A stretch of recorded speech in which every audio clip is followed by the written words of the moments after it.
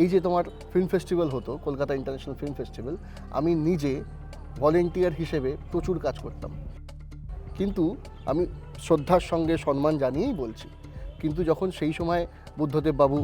মাননীয় মুখ্যমন্ত্রী ছিলেন,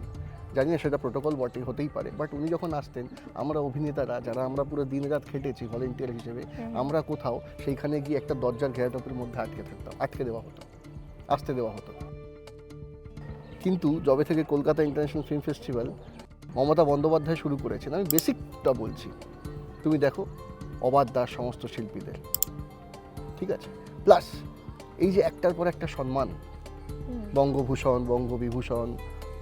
যা শিল্পীদেরকে যে ভাতা দেওয়া থেকে শুরু করে, আমি বলবো সম্মান এটা, ঠিক আছে, বা তোমার উত্তম কুমার অ্যাওয়ার্ড, মহানায়ক অ্যাওয়ার্ড, ঠিক আছে, এইগুলো তো আমাদের নেত্রী দিয়েছেন।